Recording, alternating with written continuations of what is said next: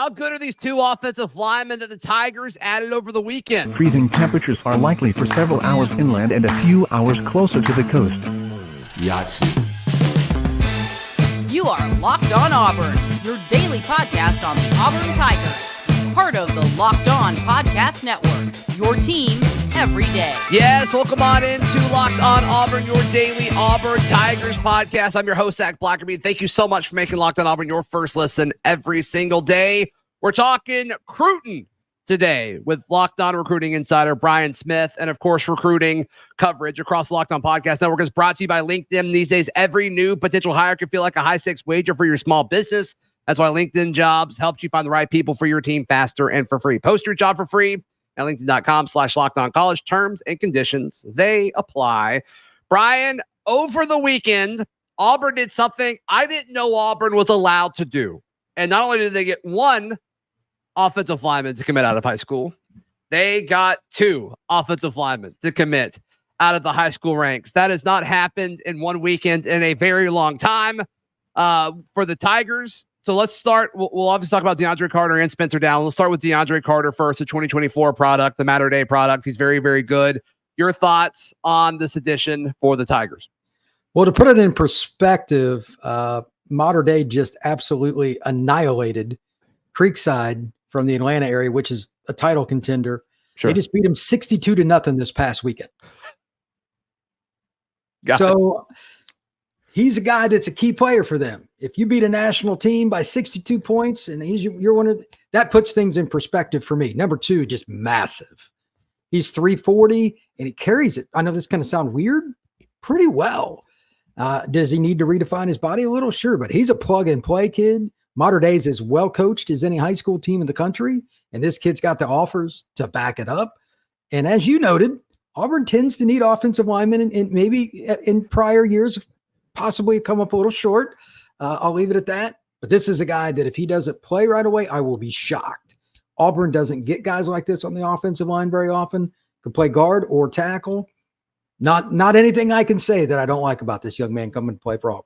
Yeah, I mean, I talked about this on the show Monday, Brian, but this is a multi-year starter for Auburn that they picked up. 100%. Would you agree with that? He is a 3-and-out guy. Okay. I mean, again, it's football. Injuries matter, but barring something goofy, he's a polished kid for his size. And he's going to get better. The strength is ridiculous. Yeah. And Auburn needs linemen at tackle and guard. I don't really think it matters. He'll figure it out where he ends up. There's no reason to think he's not going to the league, my friend.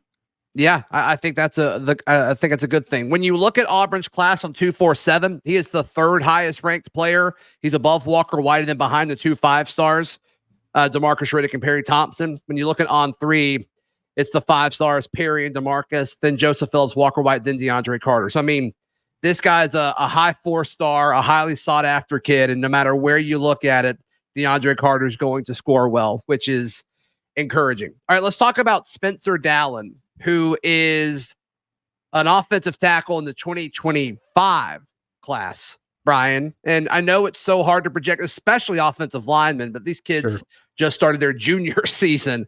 But you like, we were talking before we clicked record, you like what you've seen of him so far. A, you can't teach the frame, kind of like with the big guy Carter. And B, he's an old school Southern kid that kind of just wants to plow people. Sure. Auburn fans will appreciate his style of play. Needs to work on the hand placement quite a bit, keeping his hands inside and stuff. But he does things wrong and gets pancakes. Good sign. So he's a kid that I think has upside at guard or tackle.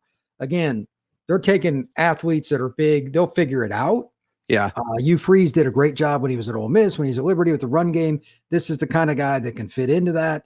As he gets in better shape and understands the system, he'll be a better pass blocker. But the size and frame, my friend, you got to have it in the SEC because, as you and I talk about all the time, you don't have guys in the trenches in the SEC, it's over. So this is very important. They get that second class in a row rolling O-line. You need back-to-back. This helps him. That 6'6", 290-pound frame, like, I'm with you, it's big.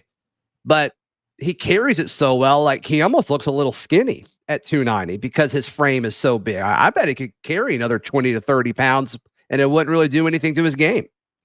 Well, that's part of it. You got to remember, with 2 years left, Right. he may not have his driver's license yet. I don't know. I mean, like he's a kid that's young. He can't even vote, and he's that size and moving like that. Maybe Spencer is a guy that'll tap out around 20 years of age when he's kind of filled out and figured it out. A long way to go with offensive linemen. It's hard to project, but the first thing you look at with these kids, can they move in space? And he was hitting moving targets that are 100 pounds plus lighter than him. I'm good. Yeah. If you can do that and you're that athletic, Auburn will figure out the rest with the coaching. No question. No question. What do you, commitment times are all over the place, and how every kid wants to commit is totally different, right? I mean, we saw Deandre Carter, set it up weeks in advance when he was going to go live from, whatever. But Spencer Dallin is on campus, and then just the game ends on Saturday, and he's like, all right, I'm committed now. And I just don't feel like you see that a whole lot, just committing right after a game. How often does that happen? That's like a 5%er. Maybe. Okay, I didn't think it happened a whole lot. Most kids now, they're more concerned about their following on Instagram than they are anything else. I mean, that kind of stuff. I'm going to guess, based on where he's from, his style of play and everything, he's kind of an all shucks, I just want to be on the team guy. I just happen to be better than everybody. It's like, okay, I'm going to go check this out. They've been recruiting me. I want to recruit early and get this over with. You go on campus. Oh, this was great. Yeah, I'm in. That's what I needed to see. It checks the last box. I'm here. Exactly. That's kind of what it felt like. And I'm all about that, especially with offensive linemen. Yeah, I don't need a prima donna playing left guard or left tackle. Sure. What I mean? I don't need that. Love that. I need more of that in my life too, because then I have to deal with all these commitment ceremonies that I don't want to be a part of, but I have to cover. Yeah, that's right. Spencer, well done. Yeah, shout out to Spencer. No question about it. This 2025 class, Auburn's in kind of new territory. They've already got 3 commits a year out, Brian. This is unusual. This is new. It feels good. They're like a top 10 class in 2025 based off of the guys they've got. And look, obviously, a lot of this is a volume game, right? Like how many 2025 kids are you going to have in your class? But when you look at Caleb Falk, Malik Autry, and now Spencer Dowland, you got to feel good about that. All trench players, which is so important to win in any level of football, but especially the SEC. Solid start for the Tigers with some other guys potentially kind of on the radar over the next few months. If you get off to a fast start like this, how could you not be excited as an Auburn fan? Like you said, that's not exactly been the strong suit of late, and it shows effort. Number one thing about recruiting today is relationships. And how do you build relationships? You got to show effort to these kids recruiting their parents, the coaches, and all that. They wouldn't be sitting at 3 commitments, especially with the kids they have. Yeah. Unless the Auburn staff had put in the relationship building time. So maybe we're finally seeing them turn the corner. That was my next question about them. Right. 24 is going well, obviously, but can they get to that next level? And to do it, it's just a matter of time and effort. Hats off to Freeze and his staff. No question. No question. Brian, I want to ask you about Alvin Henderson, one of the better running backs in this 2025 class, depending on where you look. We'll discuss an update with him in just a moment right here on Locked On Auburn. Today's show brought to you by our friends at LinkedIn. These days, every new potential hire can feel like a high-stakes wager for your small business. You want to be 100% certain that you have access to the best qualified candidates available. That's why you have to check out LinkedIn Jobs. LinkedIn Jobs helps you find the right people for your team faster and for free. They've got all these different screening tools to, narrow down your search quicker, saving you time, making sure you get that ideal candidate. So LinkedIn Jobs helps you find those qualified candidates you want to talk to faster. Post your job for free. LinkedIn.com/LockedOnCollege. That's LinkedIn.com/LockedOnCollege to post your job for free. Terms and conditions apply. Brian Smith, Locked On Recruiting Insider, hanging out with us. The running back from Elba, Alvin Henderson, is a guy who's been tied to Auburn for a long time. He apparently adores Cadillac Williams. How could you not?